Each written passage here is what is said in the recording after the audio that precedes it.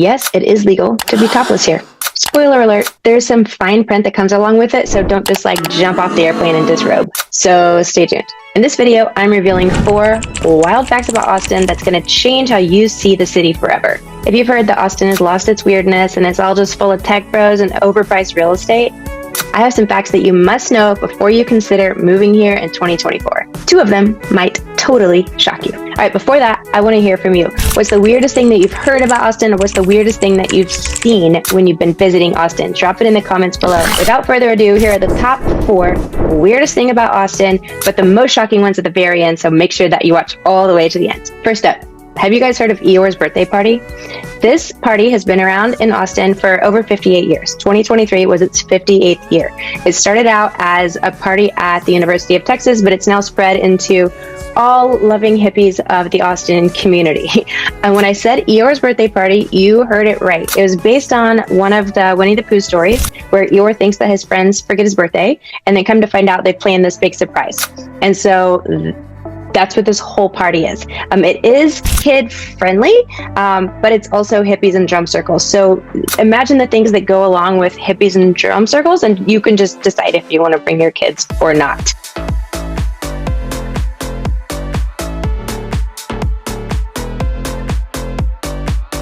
So I was looking on Reddit about Eeyore's birthday party, and I typed in like, what's Eeyore's birthday party like? Someone wrote in, I'm visiting Austin the weekend of Eeyore's birthday party, and it looks like a fun festival. However, someone told me that it's essentially a hippie pot fest, but the website says it's family friendly. Has anyone ever been to the event? What's it like? And here are the funniest responses. Response number 1, it's definitely a happy, casual environment. There's lots of entertainment that kids will love, but there's also weed and painted boobs. Here's number 2. The big fields in front are kid friendly. They have silly games like sack races and such, but towards the back is the weirder drum circle. And then in the woods, people are doing things that I probably can't say on YouTube, or at least not on my channel.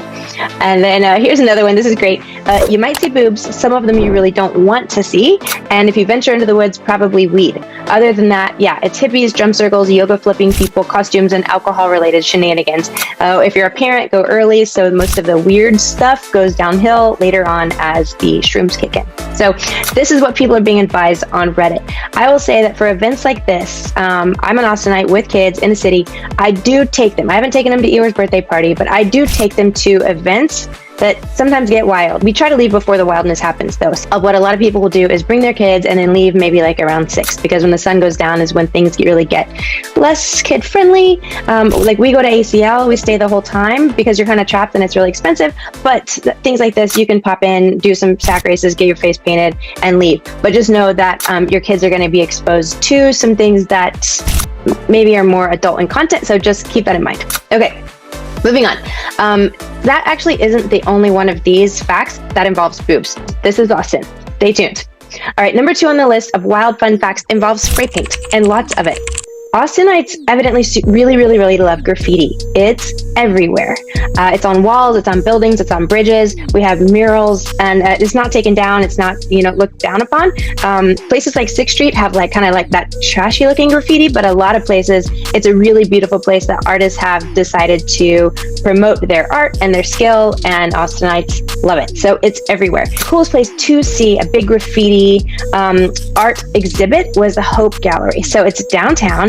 It was a failed condo complex. So the walls had been put in, the retaining walls, and then the complex failed, and so nothing was ever built. It was just this ugly lot in town. And so artists got together and they made it a place where the community could come and get together and do art lessons and do spray paint lessons and graffiti and really be a part of the community. I've definitely taken my kids to this one. You can either bring your own paint, or you can pick up cans of spray paint that are there, and you can just paint over and paint over and paint. There's just layers and layers and layers of paint.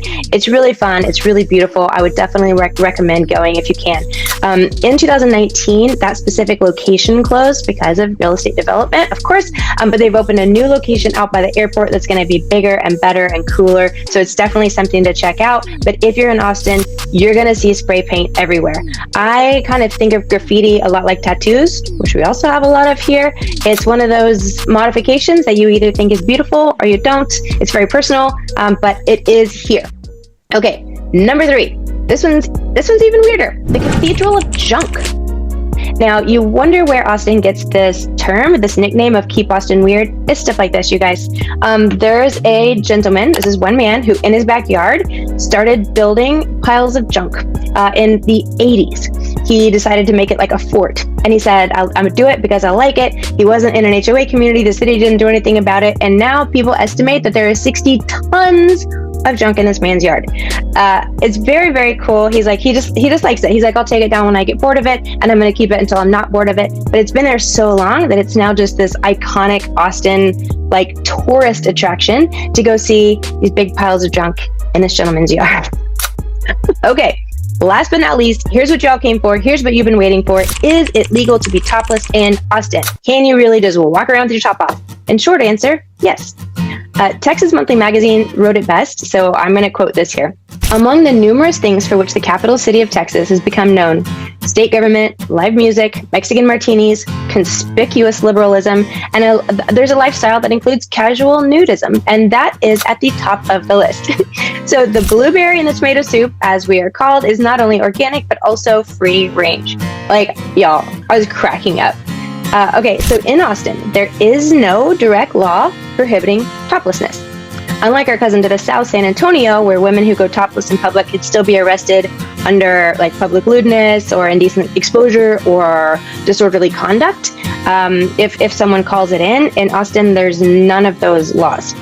So Austin has been listed on one of the 15 cities on gotopless.org as a topless tested city, meaning that residents can like vote in which cities it's easiest to be topless in, and Austin was in the top 15. So you can take advantage of topless protections without worrying about being caught up in loopholes like disturbing the peace or public indecency.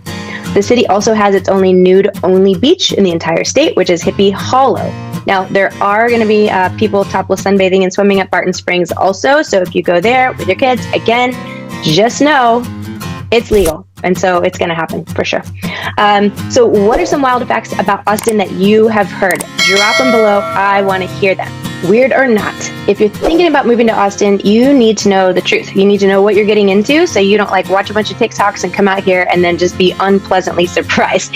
So watch my next video below for 5 more things you need to know about Austin before you move. We're talking all the way from 6th Street to where to shop.